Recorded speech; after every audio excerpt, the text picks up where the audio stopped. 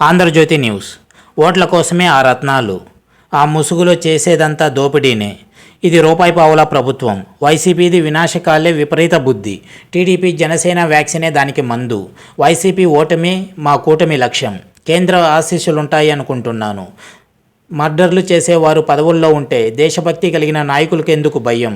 కేంద్ర పెద్దలను ఎన్నోసార్లు కలిశాను. జగన్ అరాచకాలు చెప్పాలనిపించలేదు. వాళ్లకు తెలియదా? నా నోటితో చెప్పాలా? వైసీపీ నేతలు అండమాన్ జైలుకే. పెడన సభలో పవన్ కళ్యాణ్ హెచ్చరిక. జగన్ది రూపాయి పావుల ప్రభుత్వం అని జనసేన అధినేత పవన్ కళ్యాణ్ ఎద్దేవా చేశారు. జగన్ ప్రకటించిన నవరత్నాలు రూపాయి పావుల స్ట్రాటజీలో భాగమన్నారు. ప్రజలతో ఓట్లు వేయించుకునేందుకే నవరత్నాలు అన్నారని గద్దె ఎక్కగానే నవరత్నాలు పక్కన పెట్టేసి దోపిడీ మొదలు పెట్టేశారని, ఇదే రూపాయి పావుల స్ట్రాటజీ అని ఎద్దేవా చేశారు. కృష్ణా జిల్లా పెడనలో బుధవారం జరిగిన భారీ బహిరంగ సభలో పవన్ ప్రసంగించారు. వైసీపీ మహమ్మారి పోవాలంటే టీడీపీ జనసేన వ్యాక్సిన్ తప్పక అవసరం. పెడన నియోజకవర్గంలో వైసీపీ దాష్టికానికి జన సైనికులు ఎన్నో కష్టాలు పడ్డారు. మట్టి మాఫియాను ప్రశ్నించినందుకు జన సైనికులను రాజ్యాంగ నిర్మాత అంబేద్కర్ బొమ్మకు కట్టేసి కొట్టారు. వైసీపీ నాయకులు వస్తే లేచి నిలబడి సెల్యూట్ చేయాలనే సంస్కృతి ఈ నియోజకవర్గంలో ఉందని, వీటన్నింటికి త్వరలోనే తగిన రీతిలో సమాధానమిస్తాం అని పవన్ హెచ్చరించారు. ఇక ఆయన ఏమన్నారంటే, ఇదేనా క్లాస్ వార్? జగన్ ఎన్నో అద్భుతాలు సాధించామని చెబుతుంటారు. క్లాస్ వార్ అని మాట్లాడే జగన్ ఉపాధి కూలీలు పొట్టకొట్టారు. దేశంలోకెల్లా ఏపీలోనే ఉపాధి హామీపై అత్యధిక ఫిర్యాదులు వెళ్ళాయని కేంద్ర మంత్రి చెప్పారు. 1.59 లక్షల ఫిర్యాదులు వచ్చాయని, 337 కోట్ల ఉపాధి నిధులు దారి మళ్లించారని కేంద్ర మంత్రి చెప్పారు. ఈసారి జగన్ క్లాస్ వార్ అని మాట్లాడితే ఉపాధి కూలీల పొట్ట ఎందుకు కొట్టారని అడగండి. జగన్ సర్కార్ కక్ష సాధింపు చర్యలను ఎన్సీఆర్బీ రికార్డులు బయటపెట్టాయి. దాని ప్రకారం దేశంలోనే అత్యధిక దేశద్రోహం కేసులు ఏపీలోనే పెట్టారు. మర్డర్లు చేసేవారు పదవుల్లో కూర్చుంటే దేశభక్తిని గుండెల్లో నింపుకున్న నేనెందుకు భయపడాలి? నవరత్నాలలో భాగంగా 6 లక్షల ఉద్యోగాలు ఇచ్చామంటూ జగన్ దొంగ లెక్కలు చెప్పి ప్రజలను మభ్యపెడుతున్నారు. ఆర్టీసీని విలీనం చేసి వాటిని కూడా కొత్తగా ఇచ్చిన ఉద్యోగాల ఖాతాలో వేసుకున్నారు. పేదలందరికీ ఫస్ట్ ఫేజ్లో 18,62,000 ఇల్లు, ఫేజ్ 2లో 10 లక్షల ఇల్లు కట్టిస్తామన్నారు. కానీ ఇప్పటికీ కట్టింది కేవలం 3 లక్షల ఇల్లు మాత్రమే. ఇళ్ల కోసం 43,000 కోట్లు కేటాయిస్తామన్నారు. కానీ బడ్జెట్ కేటాయింపులే 16,000 కోట్లు. ఇక ఖర్చు 8,000 కోట్లు మాత్రమే. ఇందులో కూడా వైసీపీ నాయకులు దోపిడీకి పాల్పడ్డారు. కాలనీల్లో మేరక పేరుతో నిధులు మింగేశారు. ఇందుకే వైసీపీవి రూపాయి పావల పథకాలు. నా కోసమే ఫ్లెక్సీల వివాదం, ఫ్లెక్సీ ప్రింటింగ్పై నిషేధం అంటూ ఎందరో యువతను కొన్ని నెలల పాటు రోడ్డుపై పెట్టారు. కేవలం పవన్ పుట్టినరోజు, సినిమా విడుదలపై తన కక్ష తీర్చుకోవడానికే జగన్ హడావిడి చేశారు. అంతేకాని జగన్ ఏమీ పర్యావరణ పరిరక్షణకు కట్టుబడిన పర్యావరణవేత్త కాదు. జగనన్న ఏపీకి బంగారు భవిష్యత్తు అని చెప్పుకుంటున్నారు. కానీ జగనన్న ఏపీకి ఓ పెద్ద విపత్తు. 20 సంవత్సరాల పాటు చెల్లించాల్సిన కరెంటు బిల్లులను ముందే పిండేసి డబ్బులు పంచుతున్నానని జగన్ చెప్పుకుంటూ ప్రజలను జలగల పిండేస్తున్నాడు.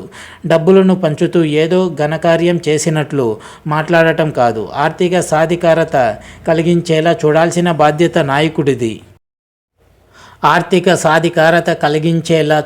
బాధ్యత నాయకుడిది.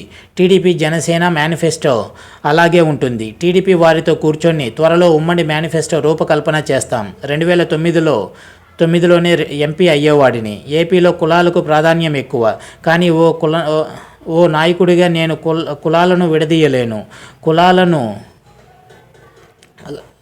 కులాలను రాజకీయాల కోసం వాడుకోను. నాకు పదవీకాంక్షలు ఉంటే 2009లో ప్రజారాజ్యం సమయంలోనే ఎంపీ అయి ఉండేవాడిని. ఈరోజు ఆంధ్రులకు ఓ రాజధాని కూడా లేని దుస్థితి మనకు ఎందుకు? జగన్కు ఒంట్లో పావలా దమ్ము లేదు. పోలీసులు వైసీపీకి కొమ్ము కాయొద్దు. అభివృద్ధిపై ముందు చూపు. విజన్ 2020పై చంద్రబాబు చేసిన ఆలోచన హైదరాబాద్ మాదాపూర్లో అడవిలా ఉండే ప్రాంతాన్ని హైటెక్ సిటీగా మార్చింది. దివిసీమ అభివృద్ధి కారిడార్ని భవిష్యత్తులో ఏర్పాటు చేయాలన్నారు. పెడన, కైకలూరు, మచిలీపట్నం, అవనిగడ్డ 4 పట్టణాలను కలుపుకొని చతుర్ముఖ నగరాల అభివృద్ధికి కృషి చేయాల్సిన అవసరం ఉంది. ఓ 10 సంవత్సరాల రాష్ట్ర ప్రజలు మా వెన్నంటి ఉంటే వీటిని సాకారం చేస్తాం. ఎన్ని కుట్రలు కుతంత్రాలు చేసినా జనసేన పోరాటం, టీడీపీ అనుభవంతో 2024 ఎన్నికల్లో వైసీపీ ఓటమి ఖాయం అంటూ పవన్ సభను ముగించారు. అది దురదృష్టమే కానీ 2014లో మోడీ నాయకత్వంలోని బీజేపీ ప్రభుత్వానికి, చంద్రబాబు నాయకత్వంలోని టీడీపీ ప్రభుత్వానికి మద్దతు ఇచ్చాం. దురదృష్టవశాత్తు దాన్ని నిలుపుకోలేకపోయాం. గతం గతః, జరిగిపోయిన దాని గురించి వదిలేద్దాం. వైసీపీ వ్యతిరేక ఓటు చీలకుండా చూసేందుకు 4 దశాబ్దాల అనుభవం ఉన్న టీడీపీతో కలిసి జనసేన 2024 ఎన్నికలకు వెళుతోంది. దానికి ప్రజల సంపూర్ణ ఆశీస్సులు ఉండాలని కోరుకుంటున్నా. జనసేన టీడీపీ కూటమికి కేంద్రం ఆశీస్సులు కూడా ఉండాలని నేను కోరుకుంటున్నా. అవినీతిపై చర్చ జరగాలి. అవినీతి మన దినచర్యలో భాగమైపోయింది. 1,00,000 కోట్లు దోచేశాడనే ఆరోపణలున్న జగన్కు మనందరం ఓటేశాం. ప్రజలు ఓటుకు 500 తీసుకుంటే నాయకులుగా హరిశ్చంద్రులు వస్తారా? జగన్ అవినీతి ముందు చిన్నపాటి ఉద్యోగులు చేసే అవినీతి చాలా చిన్నది. దొంగ కేసు పెట్టి మాజీ సీఎంని జైల్లో పెట్టే హక్కు 1,00,000 కోట్లు దోచుకున్న జగన్కు ఉంటుందా? జగన్ అవినీతి చేసి అందరిపైన అవినీతి బురద చల్లుతున్నాడు. అవినీతి ఎంత చేస్తే ఎక్కువ, ఎంత చేస్తే తక్కువ అన్న దానిపైన చర్చ జరగాలి.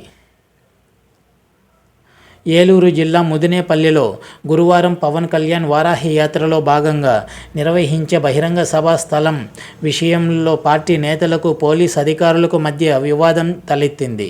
ఈ సభను ముదినేపల్లిలోని వై జంక్షన్లో నిర్వహిస్తామని జనసేన నేతలు కోరగా పోలీస్ అధికారులు అంగీకరించలేదు. గురజా రోడ్ సెంటర్లో సభ నిర్వహించాలని, వై జంక్షన్లో నిర్వహిస్తే ట్రాఫిక్ అంతరాయం కలుగుతుందని కైకలూరు సిఐ కృష్ణకుమార్ తెలిపారు. గతంలో అన్ని పార్టీలు వై జంక్షన్లోనే సభలు నిర్వహించాయని, పవన్ బహిరంగ సభకు అనుమతి ఇవ్వాలని జనసేన జిల్లా అధ్యక్షుడు బండ్రెడ్డి రామకృష్ణ తదితరులు సిఐతో చర్చించిన ఫలితం లేకపోయింది. చివరకు గురజా రోడ్డు కూడలిలోనే సభ నిర్వహణకు జనసేన నాయకులు ఏర్పాట్లు చేస్తున్నారు.